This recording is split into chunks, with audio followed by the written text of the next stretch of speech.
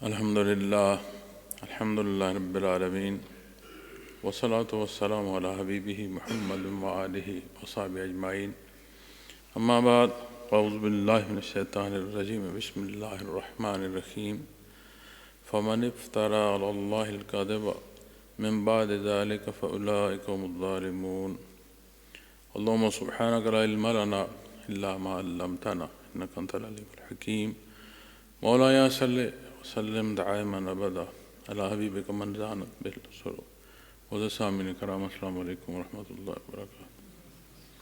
ارشاد باری تعالیٰ ہے کہ جو کوئی اس کے بعد اللہ پر جھوٹ باندھے تو ایسے لوگ ظلم کرنے والے ہیں۔ قرآن کریم نے بے شمار پہلو ارشاد فرمائے ہیں، انسانی زندگی کے بے شمار حالات بیان فرمائے ہیں، لیکن ہر پہلو جو ہے وہ رہنمائی فرماتا ہے، اصول وضع فرماتا ہے۔ انسانی زندگی کا کوئی ایسا حصہ نہیں ہے کہ جس میں یہ تشنگی محسوس کی جائے کہ سوال تو ہے لیکن جواب نہیں ہے۔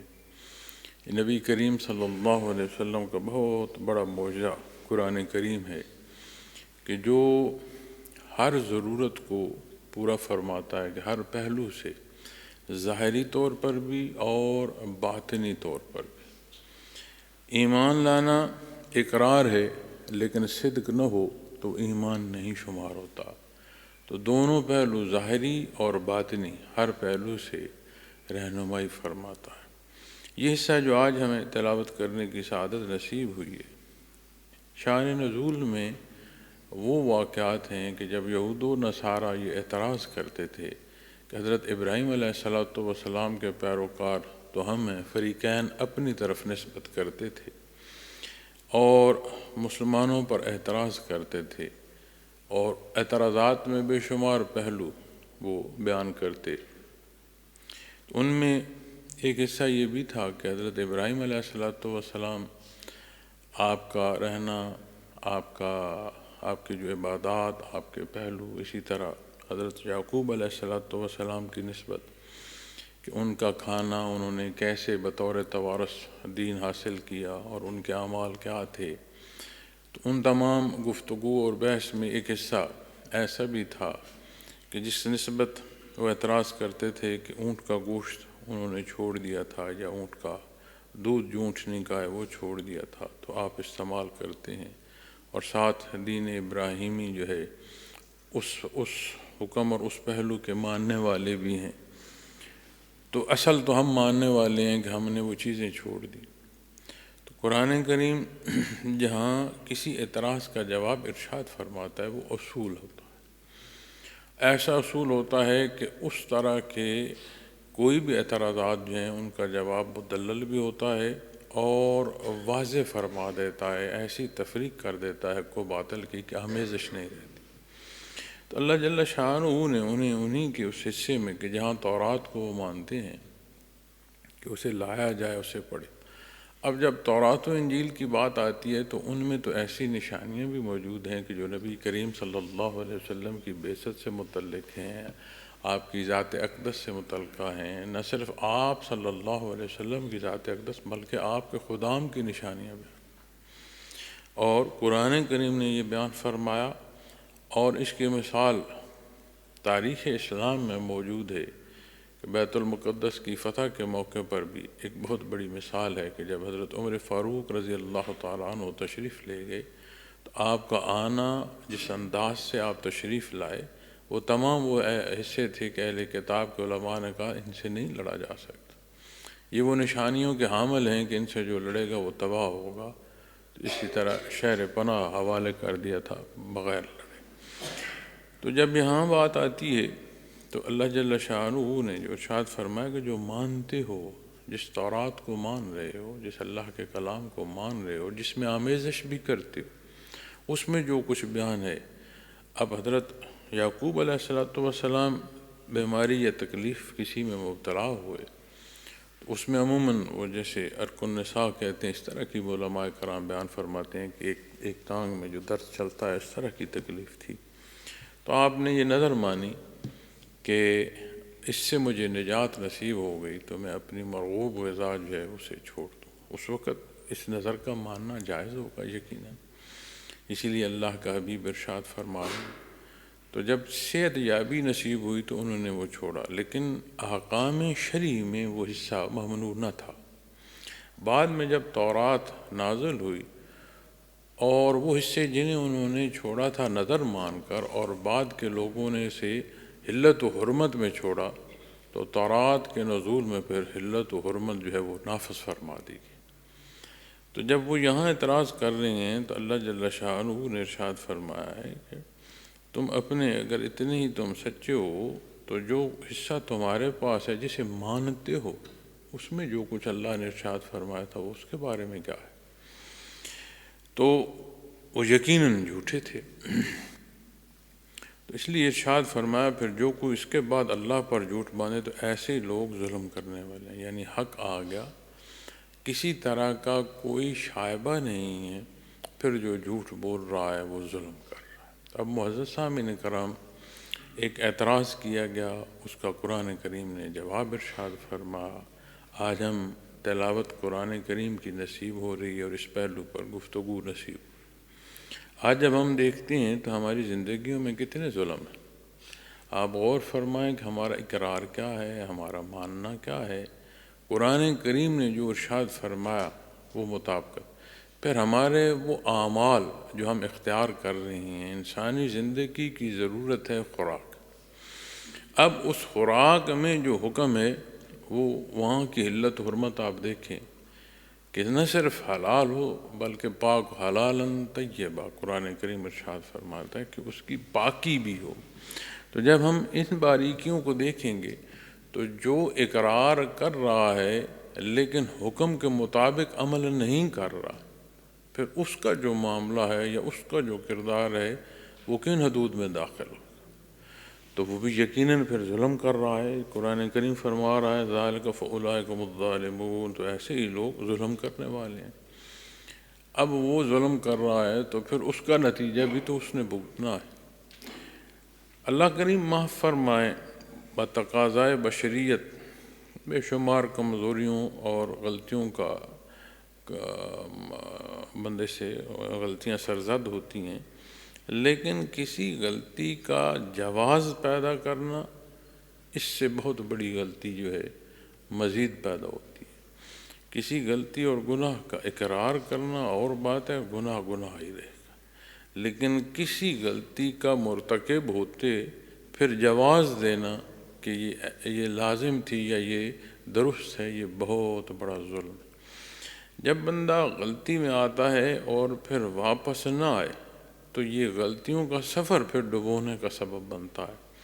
اس لیے یہ بڑا واضح ارشاد فرما دیا گیا ہے کہ فَمَنِ افْتَرَىٰ عَلَى اللَّهِ الْكَذِبَ، پھر جو کوئی اس کے بعد اللہ پر جھوٹ بولے۔ اب اللہ کریم نے کیا ارشاد فرمایا ہے؟ غلطی کو جو جواز دے گا پھر وہ اس حد میں داخل ہوگا، تو اس لیے فرمایا من بعد ذلک فاولئک هم الظالمون، تو ایسے لوگ ظلم کرنے والے۔ اب قرآن کریم نے بڑا واضح ارشاد فرمایا ہے کہ ہر غلطی کرنے والا جو ظلم کرتا ہے اپنے اوپر وہ خود ظلم کر رہا ہے، کیونکہ اس کا انجام ہوگا، حساب کتاب ہوگا، اللہ کے حضور پیشی ہوگی۔ کوئی ایسی بات نہیں ہے کہ جو ادھوری رہے، ہر شے کا فیصلہ ہوگا، اور وہ غفور رحیم علیم ہے۔ پر قرآن کریم نے لوح محفوظ کا ارشاد فرمایا کہ کوئی ایسی شے نہیں ہے جسے اللہ کریم نے وہاں درج نہیں فرما دی، اور کوئی ایسا عمل نہیں ہوگا جو روز معاشر پیش نہ ہوگا۔ تو جب وہاں بات آئے گی تو پھر اس ظلم کا جو مواخذہ ہے پھر وہ ہوگا، پھر اس سزا کو بھگتنا ہوگا۔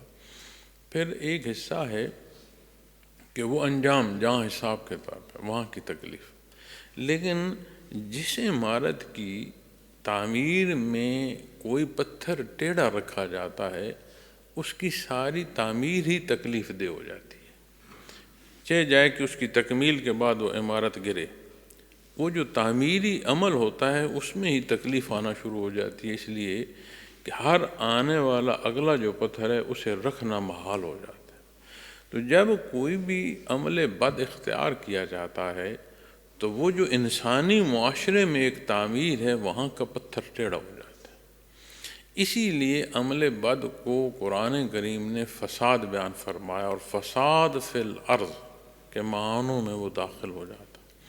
کیوں کہ وہ صرف اس نے اپنی خواہش کی تکمیل نہیں کی، جو اعتدال ہے پورے معاشرے کا، جو ترازو ہے اسے اس نے ہلا دیا ہے، وہ عین اپنے مطابق نہ رہا۔ تو ایک عمل جو غلط کسی نے اس کا ارتکاب ہوا کہیں تو وہ بات وہاں رکتی نہیں، تو یہیں سے ہی زندگی کے اندر ایک فساد پیدا ہو جاتا ہے، نہ صرف ذات میں بلکہ انسانی معاشرے پر بھی اس کا اثر ہوتا ہے، اور اس عالم خلق پر بھی۔ ظہر الفساد فی البر والبحر بما کسبت ایدی الناس، یہ جو گرد و پیش ماحول ہے اس سارے پر اس کا اثر ہوتا ہے۔ آج ہم دیکھتے ہیں کہ جو موسم ہے اس کے مطابق جو موسم کی تبدیلیاں وہ رونما نہیں ہوتی۔ تو جب ہم غور کریں تو گرد و پیش کی جو حیات ہے، جاندار ہیں، وہاں ان کی زندگی میں بھی ایک فساد نظر آتا۔ ایک سرے سے دنیا کے دوسرے سرے تک سفر کر لیں انسانی معاشرے میں، لیکن آپ مطمئن نہیں ہوتے، آپ کو ایک دھڑکا رہتا ہے۔ آپ اپنے ملک میں ہیں، اپنے معاشرے میں، اب انسانی معاشرہ ہے نا جی، ایک ملک ہے، ایک قانون ہے، ایک طے شدہ حصہ ہے، لیکن آپ مطمئن نہیں ہیں کہ اپنی ہی آبادی میں گزرتی ہوئی کہ میں محفوظ ہوں، یا آپ کو اپنی حفاظت کا کوئی خطرہ لاحق رہتا ہے، یا جو پیچھے اہل خانہ چھوڑے ہیں ان کی حفاظت کا خطرہ۔ کیوں ایسا ہے؟ اس لیے کہ جب عمل بد ہوگا تو وہ اعتدال جو ہے وہ اسے اکھیڑ دے گا۔ اس لیے کہ ظلم وہ حصہ ہے جو عین مقام سے ہٹا دیا جائے، جب عین مقام سے ہٹا دیا جائے گا تو ترازو ڈول جائے گا، تو یہی ظلم ہے۔ تو جب ظلم کی بات آئے گی تو پھر یہیں سے فساد، یعنی فساد فی الارض، کوئی بھی غلط عمل جو ہے وہ صرف یہ نہیں ہے کہ اس کا مواخذہ اخروی حیات میں ہے، وہ غلطی اور اس غلطی کے جو اثرات ہیں وہ یہیں سے مرتب ہونا شروع ہو جاتے ہیں۔ تو ہمیں درکار ہے کہ اپنی زندگی کا جائزہ لیں، جو اللہ کریم نے شعور عطا فرمایا اور جو بنیاد ہمیں ایمان کی نصیب ہوئی، جو ہمارا اقرار ہے، وہ ہمیں اس قابل کرتا ہے کہ صحیح اور غلط، انسانی شعور حق کی پہچان دے رہا ہے، حق ہمیں ایک ایک چیز کی تعلیم فرما رہا ہے، ایک ایک خواہش کی حدود جو ہیں انہیں متعین فرما رہا ہے، ایک ایک عمل کی حدود و قیود جو ہیں انہیں قائم فرما رہا ہے۔ جہاں کہیں کو حقوق کی بات کر رہا ہے وہیں اسے قرآن کریم جو ہے فرائض سکھا رہا ہے۔ تو یہ جو وہ حصے ہیں ہماری زندگی کے جو ہم انسانی زندگی میں بسر کر رہے ہیں، کسی حیثیت سے بھی، معاشرے میں حیثیتوں کے حوالے سے، خاندان میں رشتوں کے حوالے سے، صنف کے حوالے سے، خاتون ہے یا مرد، کسی پہلو سے بھی جسے اللہ کریم نے حیات بخشی ہے اور وہ اپنی فرصت کی گھڑیاں تکمیل کر رہا ہے، تو ایک عمل ہے جو جاری ہے، اس نے زندگی بسر کرنی ہے، اسے معاملات پیش آئیں گے، اس نے فیصلہ کرنا ہے، کسی نہ کسی طرف قدم اٹھانا ہے۔ تو جب ہم اپنی باریکیاں اپنی زندگی دیکھیں گے تو یقیناً بعض دفعہ دل جو ہے وہ تکلیف میں ہوتا ہے کہ ایک عمل جو ہے وہ اتنی ساری غلطیوں میں کیسے درستگی پیدا کر سکے۔ بات یہ نہیں ہے، مکلف ہیں اپنی ذات کے۔ جب ہمارا عمل درست ہوگا تو جہاں درستگی نہیں ہے ہم مکلف اس عمل کے نہیں ہیں جہاں درستگی نہیں، پھر پورا معاشرہ ہمارا منتظر رہتا ہے کہ کوئی آئے اور بہتری کر دے، اور اپنا حصہ جو ہے وہ ہم ادا نہیں کریں۔ تو اس لیے میں یہ عرض کروں گا کہ ہم تمام جہاں ہیں، جس حیثیت میں ہیں، جتنی فرصت ہے، جتنی استطاعت اللہ کریم نے عطا فرمائی ہے، دنیا کے رشتوں میں جس نسبت کا رشتہ ہمیں عطا فرمایا، تو جو ہماری ذمہ داریاں ہیں انہیں ہمیں ادا کرنے کی ضرورت ہے، اور بے شمار کمزوریاں ہیں جس نے فساد کے ایسے پہلو پیدا کر دیے ہیں کہ ہماری زندگیاں تنگ ہیں، تکلیف میں ہیں۔ اب یہ کہ میرے ایک عمل کرنے سے کیا ہوگا، اس سوچ سے اپنا عمل نہ کرنا، یہ معاملہ درست نہیں ہے۔ جب ہر کوئی یہ سوچے کہ کوئی آ کر اچھائی کرے تو پھر اچھائی کون کرے؟ لیکن اس سے بھی جو بنیادی حصہ ہے وہ یہ ہے کہ وہ مکلف ذات کا ہے، اس نے اپنا جواب اپنے اللہ کو دے۔ تو اپنا کردار غیر مشروط ادا اس لیے کیا جائے کہ اللہ کا حکم ہے، پسند کے مطابق نہیں، آپ صلی اللہ علیہ وسلم کے اتباع کے مطابق، جیسے حدود مقرر فرمائی گئی ہیں اس کے مطابق۔ اس سے وہ زندگی کا ٹھہراؤ نصیب ہوگا کہ معاشرے کی حدت جو ہے اس کا درد آپ تک نہیں آئے گا۔ کیوں؟ ہم محتاج ہیں، اللہ کی ذات تو بے نیاز ہے۔ اس کی قدرت کاملہ سے یہ بعید نہیں ہے کہ ساری آگ ہو اور بیچ میں وہ ٹھنڈک عطا فرما دے، اس کا تو حکم ہے۔ قرآن کریم نے تو یہ رہنمائی فرمائی۔ تو جب ہم ان حصوں کو دیکھیں گے تو پھر وہ پہلو جو تجاوز کے ہیں، یہ ظلم ہے، قرآن کریم اسے ظلم ارشاد فرما رہا ہے۔ اب وہ شرک کر کے کر رہے ہیں تو اس کے مطابق جواب ہے، اور جو حکم میں تجاوز ایمان کے بعد کر رہا ہے تو وہ حدود جو ایمانیات پر ضرب نہ کریں، اس کے تحت پھر وہ جو گناہگار ہونا ہے وہ حساب۔ تو اللہ کریم حفاظت فرمائے، اچھے کی توفیق عطا فرمائے، لیکن اپنا جائزہ اور اپنے اعمال ہر لمحے دیکھنے کی ضرورت۔ اور ایک ذیلی مزید بات عرض کرتا جاؤں، ہم کردار کا جائزہ لیتے ہیں لیکن اس کے حل میں ایک ذات پر بحث کر رہے ہوتے ہیں، کسی کی بھی ہو سکتی ہے، میری ذات ہو سکتی ہے، کسی اور کی ذات ہو سکتی ہے، کہ جی یہ خود یہ عمل کر رہا یا نہیں کر رہا۔ تو میں یہ عرض کروں گا، جیسے وجود انسانی کو خوراک طاقت دیتی ہے تو وہ چلنے پھرنے بولنے دیکھنے کا سبب ہوتا ہے اس کے لیے، اسی طرح جب ایمان نصیب ہو تو عبادات وہ تقویت عطا فرماتی ہیں کہ ہدایت نصیب ہوتی ہے۔ جو غلطی اور گناہ ہے اس کی کڑواہٹ اور اس کی تکلیف محسوس ہوتی ہے۔ جہاں تجاوز، اس تجاوز کا احساس ہو، تو جب احساس ہوگا تو پھر معافی کی توفیق بھی نصیب ہوگی، پھر بچنے کی توفیق ہوگی کہ مزید بندہ اس غلطی میں نہ جائے۔ تو اپنی عبادات جو حکم ہے اس کے مطابق اختیار کیا جائے، اس میں متوجہ ہو کر جو ہے اپنی عبادات اختیار کی جائیں، جو حکم ہے جو اسلوب ہیں ان کے مطابق ادا کی جائے، محض شمار جو ہے اس کے اثرات مرتب نہیں ہوتے۔ اس لیے کہ محض شمار جب ہم پورا کریں گے تو ہمارے رکوع سجود حکم کے مطابق نہیں ہوں۔ انسانی حیات میں صاحب حیثیت کے سامنے پیش ہونا حدود و قیود سے باہر ہو، اس پیشی کو مزید جرم کہہ دیا جاتا ہے۔ اور دونوں انسان اللہ کے حضور جو پیش ہو رہا ہے، عبادت کر رہا ہے، کیا اس کے لیے ضروری نہیں ہے کہ وہ حدود و قیود کا خیال کرے؟ جو حصے متعین فرما دیے گئے ہیں اس کے لیے ان کا لحاظ کرے، کیا یہ اس پر لازم نہیں؟ تو جو اپنی عبادات ہیں وہاں ضرورت ہے کہ ہم دیکھیں جیسے حکم ہے اس حکم کے مطابق ہو، وہ پاکیزگی ہو، وہ صدق ہو، وہ شوق ہو۔ اب ان تمام حصوں میں ہر شے ایک دوسرے پر اثر انداز ہوتی ہے۔ ایک لقمہ جو ہے اگر اس کی حلت و حرمت کا لحاظ نہ کیا جائے تو اس کا اثر رکوع و سجود پر پڑے گا۔ رکوع و سجود کا لحاظ نہ کیا جائے تو وہ احساس جو حلت و حرمت قائم رکھنے کے لیے لازم ہے، وہاں کمزوری آئے گی۔ تو جب حکم کو عین حکم کے مطابق اختیار کیا جائے تو ہر صالح عمل جہاں خود اصلاح ہے، اجر اور ثواب ہے، مزید اصلاح کی سبب بنتا ہے اور مزید تقویت نصیب ہوتی ہے۔ تو یقیناً ضرورت ہے کہ ہم اپنی زندگیوں کا جائزہ لیں، اور یہ ہمارے معاشرے، ہمارے خاندان، ہمارے حالات، ہمارے انداز، ہمارے گفتار شہادت دے رہے ہیں کہ ہمیں بہت بڑی ضرورت ہے۔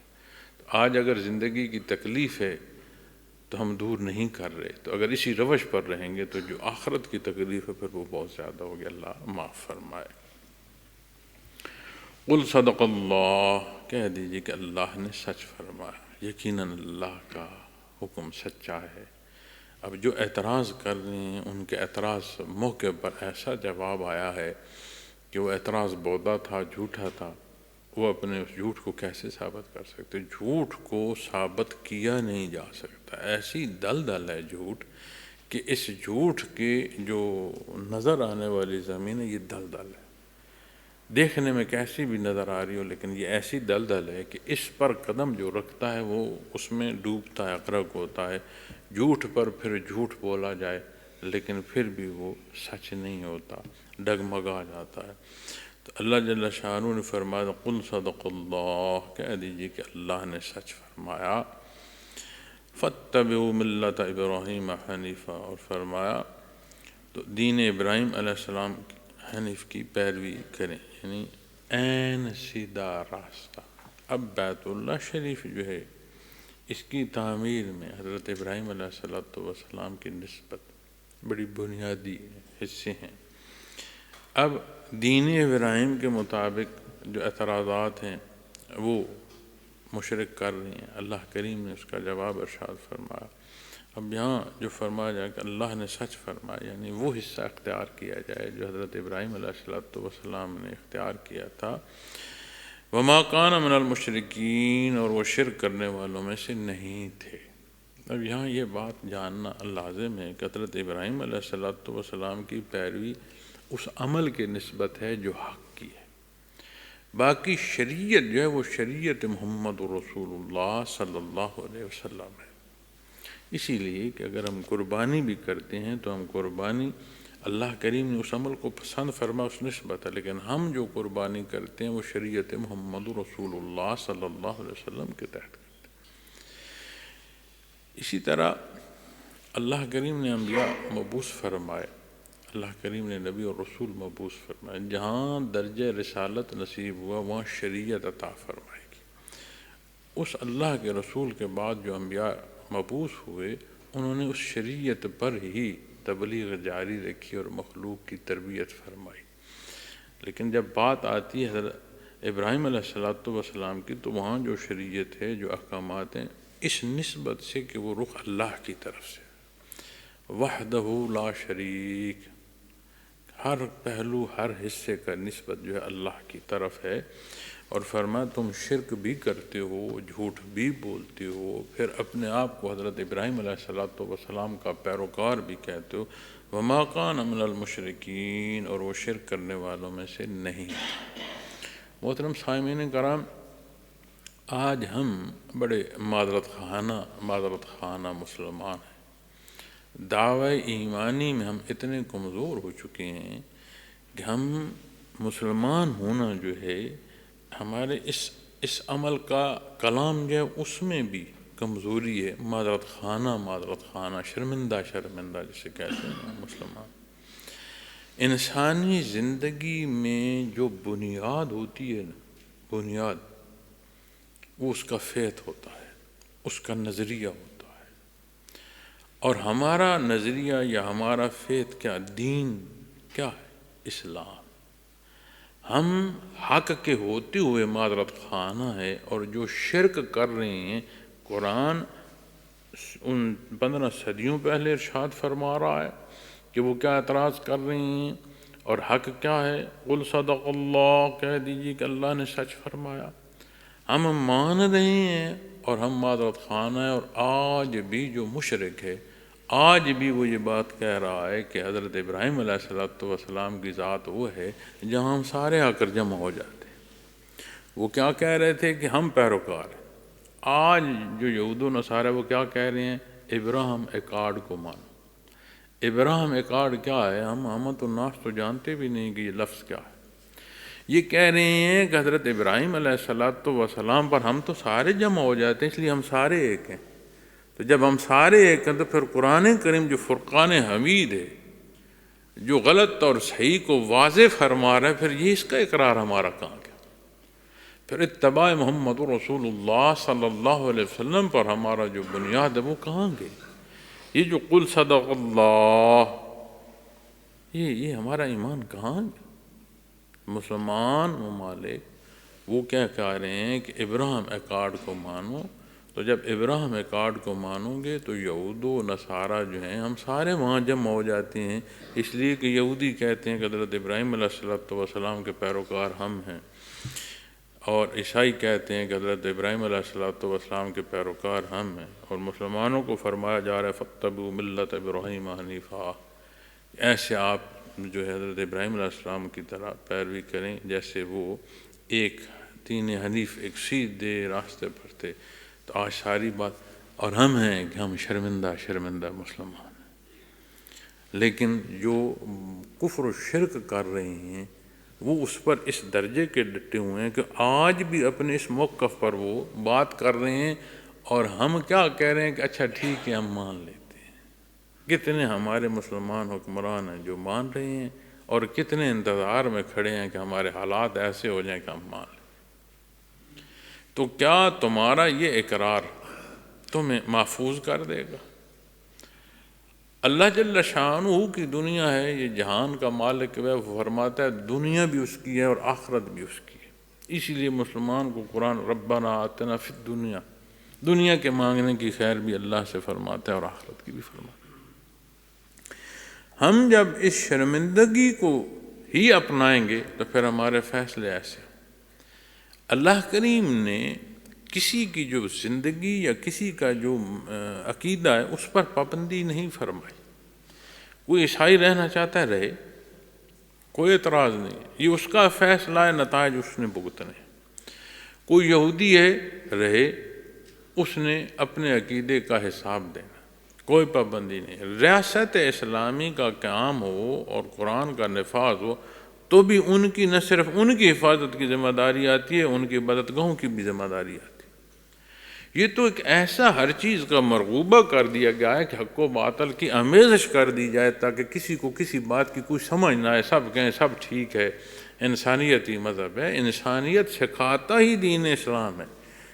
وہ اصول جو دین اسلام کے ہیں انہیں ایک طرف کر دو، پھر مجھے بتاؤ انسانیت رہتی کہاں ہے؟ یہ تو جانور ہو جاتا ہے، بندہ رہتا کوئی نہیں۔ کلم بل عدل، اس سے بھی گر جاتا ہے، یہ تو جانوروں سے بھی بدتر ہو جاتا ہے۔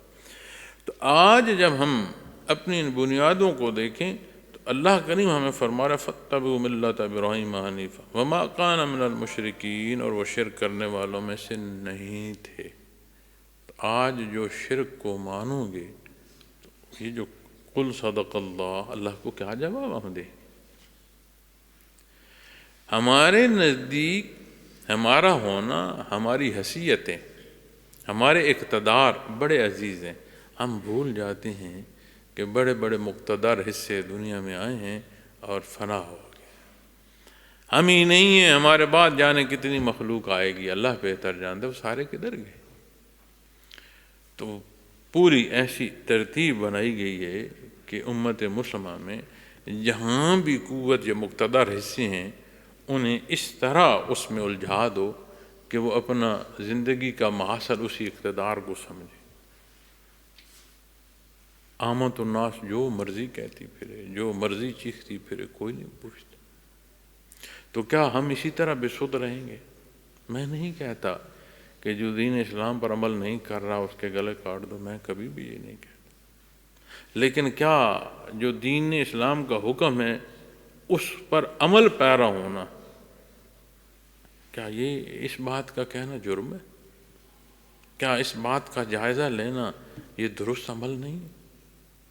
ہم بیٹھے ہیں، صبح ہو گئی، شام ہو گئی، دن گزر گیا، کبھی رو لیا کبھی ہنس لیا، کیا یہ زندگی ہے؟ کیا اللہ کے حضور ہم جواب دیں گے ہم کیا کرتے ہیں؟ تو اور کچھ نہیں کر سکتے تو اپنی زندگیوں کو تو ہم دیکھیں۔ فاتبعوا ملت ابراہیم حنیفا، کیا ہماری زندگی، ہمارے اعمال ایسے ہیں جیسے نبی کریم صلی اللہ علیہ وسلم نے فرمایا، یہ ہم اپنی مرضی اور خواہشات پر ہیں؟ وما کان من المشرکین، اور وہ شرک کرنے والوں میں سے نہ تھے۔ تو یہ جو شرک خفی ہے اس کا ہم جواب کیا دیں گے کہ فلاں ملک سے تعلق نہ ہوا تو ہمارا ملک ڈوب جائے گا، فلاں شخص سے تعلق نہ ہوا تو میری کاروباری حیات نہ رہے گی، اسے ہم کیا درجہ کہیں گے؟ جاری نہ صحیح تو خفی تو ہوگا، تو شرک نہیں ہوگا۔ تو سب سے جو بنیادی ضرورت آج کے مسلمان کی ہے وہ یہ ہے کہ جو معنی ہے اس پر مضبوط کھڑے ہو اور عمل کرو، اور یہی آمد الناس، مجھ تک اور آپ تک جو ہماری ضرورت ہے وہ یہ ہے۔ اس لیے کہ جہاں اس خلق کی حیات ہے نا، یہ زمین و آسمان کی وسعتیں ہیں، جانے کیا انتظام اللہ نے فرما رکھے ہیں، کتنا نظم آسمانوں پر ہے، کتنا نظم زمین پر ہے، کتنا نظم زیر زمین، ہمیں کیا کیا معلوم، نہیں جانتے۔ ہم تو اتنا کچھ بھی نہیں جانتے جسے ہم دیکھ رہے ہیں کہ اس کی حقیقت کو بھی ہم جان پائیں۔ تو ہر زندگی اور ہر نظم اپنا فرصت کا وقت پورا کر رہی ہے، تو یہی شب و روز نہیں رہنے جسے ہم سمجھ رہے ہیں کہ شاید یہی دوام زندگی ہے۔ نہیں، یہ دوام زندگی نہیں ہے، یہ رواں ہے زندگی، اختتام زندگی کو۔ تو اس لیے اپنی جائزہ بھی لینے کی ضرورت ہے، تصحیح کی بھی ضرورت ہے، پھر اس تصحیح شدہ عمل پر قائم رہنا جو ہے یہ ضرورت ہے۔ کچھ نہ ہو، میں اپنے اعمال درست کروں، میں اپنا کلام درست کروں، اپنا اختیار درست کروں، میں مکلف اس بات کا ہوں، میرے پاس جو قوت گواہی ہے کہ میں یہاں سے کلام کر رہا ہوں، تو میری ذمہ داری ہے کہ میں حق بولوں۔ ہاں، ہم اول تو حق بولنے سے اعتماد کرتے ہیں، پھر جب حق بولیں تو ہم اس طرح حق بولتے ہیں جیسے اگلے کو ہم نے حق مارنا ہے، مزید جو ہے ہمارے درمیان تلخیاں پیدا ہو جاتی ہیں۔ تو اللہ کریم یہ توفیق دے کہ ہم یہ احساس کریں کہ جو قرآن کریم، وہ اعتراضات جو صدیوں پہلے نبی کریم صلی اللہ علیہ وسلم کے روبرو کیے گئے، آج ہم ان کے اقرار میں چل رہے ہیں۔ ابراہیم کارڈ کو مان لو، ابراہیم کارڈ کو مان لو تو یہ جو ذبح ہو رہے ہو ان تمہیں ذبح کرنا چھوڑ دیں گے۔ تمہاری معیشت کو جو اس درجے کا کرش کر دیا گیا ہے کہ صبح شام کے کھانے کے لالے پڑے ہوئے ہیں، اسے تمہیں چھوڑ دیں گے۔ اپنے پاؤں پر مضبوط کھڑا ہونا یہ نہیں ہے کہ کوئی دوسرے کی گردن اڑانا، لیکن اپنے پاؤں پر مضبوط کھڑا ہونے کے لیے آپ کو اور ہمیں اپنے اصول اور ضابطے درکار ہیں، اور اس کے لیے وہ مضبوط ایمان درکار ہے۔ تو جب مضبوط ایمان کی طرف آئیں گے تو کیا جو شرائط ہیں ان سے لے کر اعمال تک ہمیں نہیں دیکھنا ہوگا؟ من حیث القوم اور امت ہم بیٹھے رو رہے ہیں کہ وہاں ظلم ہو رہا ہے، یہاں ظلم ہو رہا ہے، یہ ہو رہا ہے، وہ ہو رہا ہے، ہم خود کہاں ہیں؟ کبھی غور کیا؟ ہماری تو حالت یہ ہے کہ خانہ خدا میں گزرتے ہوئے ہم دیکھیں کہ وہ کاغذ کا ٹکڑا پڑا ہے، ہم اس کو اٹھا کر کسی طرف رکھنے سے قاصر ہیں، بلکہ اپنے ہاتھ سے پھینک جائیں گے، یہ نہیں خیال کریں گے خانہ خدا ہے، میں یہاں اس میں خرابی کا اضافہ کر رہا ہوں یا کمی کر رہا ہوں۔ یہ ہوش کیسے آئے گا؟ یقین مانے ہوش بندگی سے آئے گا، اتباع محمد الرسول اللہ صلی اللہ علیہ وسلم سے آئے گا۔ اگر ہم نے اتباع کے لیے اپنی شرائط اختیار کرنی ہے، نبی کریم صلی اللہ علیہ وسلم سے محبت اپنے اصولوں پر کرنی ہے، تو نہ وہ محبت ہوگی اور نہ ہماری اصلاح، اور نہ وہ محبت شرف قبولیت پائے گی۔ آپ صلی اللہ علیہ وسلم سے جو محبت امتی کا ہے وہ شرف ہے، اور اس کے اصول قرآن دے رہا ہے، اور وہ ایسا شرف ہے کہ اس کا نکھار زندگی اور معاشرے میں نظر آتا ہے، فلاح میں نظر آتا ہے، ایثار میں نظر آتا ہے، ظلم میں نہیں ہوتا۔ آج ہم اپنے معاشرے میں انصاف کے لیے بھی ظلم کر رہے ہیں، کیا ہمارے گرد و پیش جو اپنے نظام ہے اس میں نہیں ہو رہا؟ ہم کسی غلطی کے تدارک کے لیے انصاف کا پہلو اختیار نہیں کرتے، مزید ظلم کر رہے ہوتے ہیں کہ یہ غلطی درست ہو جائے۔ تو آگ کو آگ سے بجھاتے رہو، کیا بجھ جائے گی؟ ہم اس روش پر چل رہے ہیں، تو نتائج تکلیف دہ ہیں، ہوتے رہیں گے، بڑھتے رہیں گے، تاہم جب تک یہ فاتبعوا ملت ابراہیم حنیفا اس حصے پر نہیں آئیں گے کہ جو کچھ نبی کریم صلی اللہ علیہ وسلم نے ارشاد فرمایا اس کے مطابق ہماری زندگی آئے۔ وما کان من المشرکین، اور یہ اللہ کی اولاد کہہ رہے ہیں، اللہ کے کلام تورات و انجیل میں اضافے کر رہے ہیں، جو بات پسند نہیں ہے وہاں اسے حذف کر رہے ہیں، پھر کہتے ہیں ہم حضرت ابراہیم علیہ السلام کے ماننے والے ہیں۔ یہ سارا جھوٹ ہے، سچ وہ ہے جو اللہ ارشاد فرما رہا ہے، اور وہ حصے جو حضرت ابراہیم علیہ السلام نے اختیار کیے تھے انہی پہلوؤں پر، یعنی حق پر، دین اسلام پر قائم رہیں اور کوئی شرک کا شائبہ نہ ہو۔ ان اول بیت وضع للناس للذی ببکۃ مبارک وہدی للعالمین۔ یقیناً پہلا گھر جو لوگوں کے لیے مقرر کیا گیا ہے وہ مکہ میں ہے، برکت والا اور ہدایت ہے جہانوں کے لیے۔ سبحان اللہ۔ اللہ کریم غفور الرحیم ہے، اس نے پیدا فرمایا ہے، وہ ہر حصے سے واقف ہے، اس کی ذات علیم ہے۔ وہ مخلوق جسے اس نے پیدا فرمایا وہ واقف ہے اس کے احساس سے، وہ واقف ہے اس کی ضروریات سے، وہ واقف ہے اس کے خدشات سے، ایک ایک حصے سے واقف ہے۔ بنایا اس نے، پیدا اس نے فرمایا، یہ احساس اس نے عطا فرمایا، یہ تمنائیں جو لیے پھرتا ہے یہ اس کی دی ہوئی ہیں، اور اس نے ہر حصے کی تکمیل اور اس کے اصول اور ضابطے یہ واضح بیان فرما دیے۔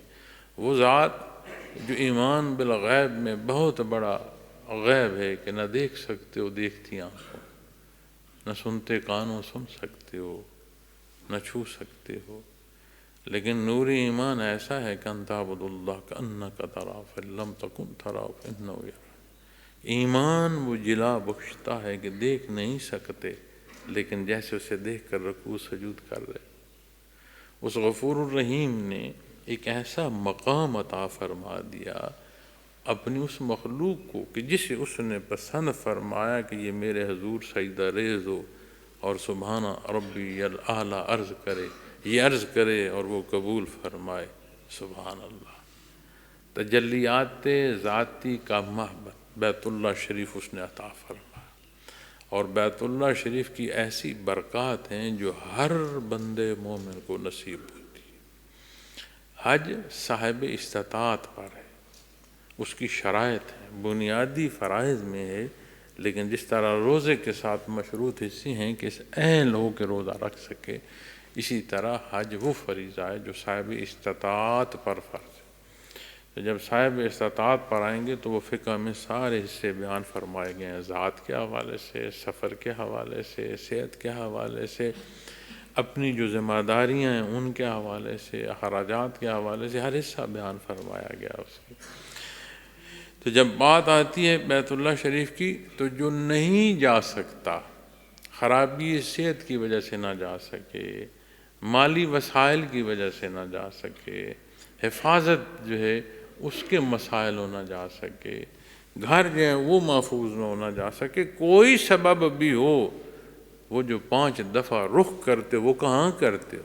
بیت اللہ شریف کو رخ کرتے ہو۔ تو تجلیات ذاتی کا محبت ہے، وہاں کا رخ ایسے ہے جیسے اللہ کریم کی طرف رخ کیا جا رہا ہے۔ وہ مخصوص فرما دیا مالک نے اس مقام کو کہ اس میں برکات ہے۔ صاحب ایمان جو جہاں ہے، جو نہ جا سکا، اس کے لیے بھی وہ برکات کا حامل ہے، اور اسے بھی اس سے نصیب ہوتی ہیں کہ جب وہ بھی اس طرف رخ کرتا ہے اور رکوع کرتا ہے، دست بستہ ہوتا ہے، رکوع سجود و تشہد میں جاتا ہے، تو اپنے اللہ سے شرف ہم کلامی کر رہا ہے، اور بیت اللہ شریف کی برکات جو ہیں وہ اسے نصیب ہو رہی ہیں۔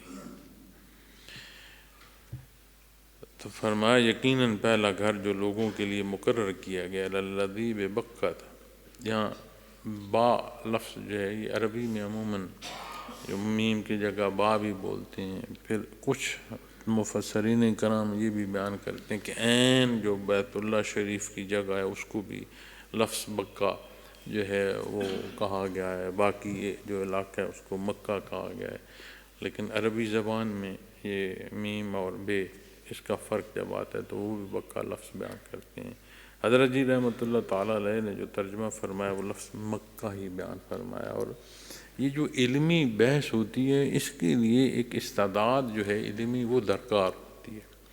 اسی لیے قرآن کریم کے ترجمے سے، صرف ترجمے سے اپنی رہنمائی اخذ کرنے میں خطرہ ہوتا ہے کہ بندہ کہیں کو خطا نہ کھا جائے، اس کی تفسیر دیکھنی چاہیے۔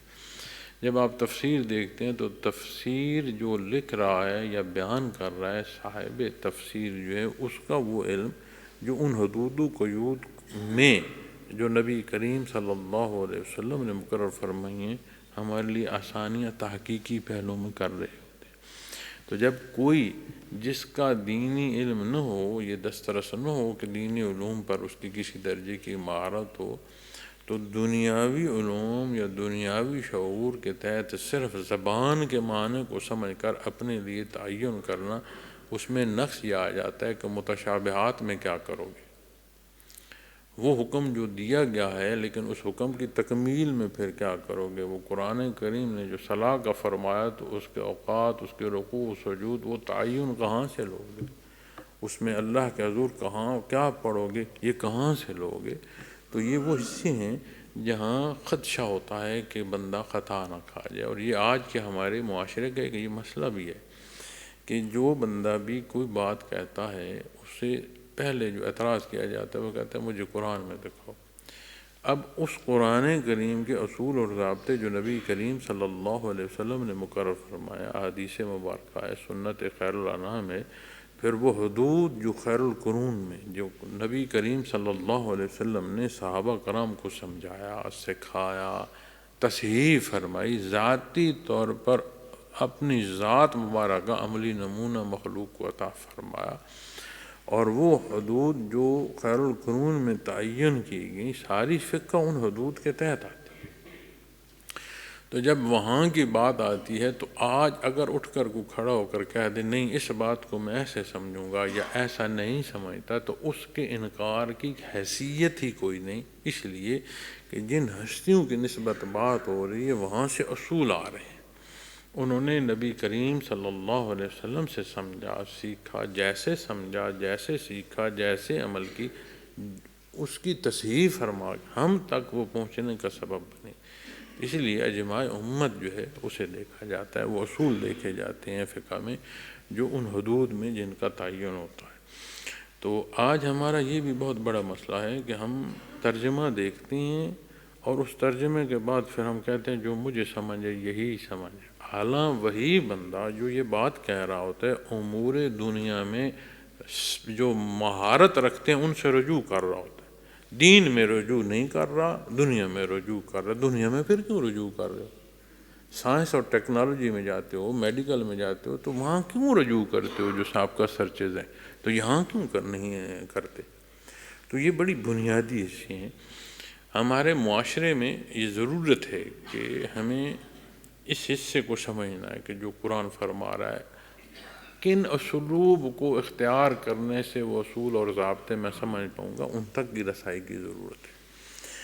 تو اسی طرح یہ لفظ جیسے میں نے بے بقا عرض کی کہ اب با یا ما، میم، با یا میم کی بات نہیں ہے، ہمیں یہ ترجمہ نصیب ہوا کہ کلام میں مکۃ المکرمہ کی بات ہو رہی ہے۔ اب اس میں شان نزول کے پہلو بھی ہوں گے، اس میں کلام کے پہلو بھی ہوں گے۔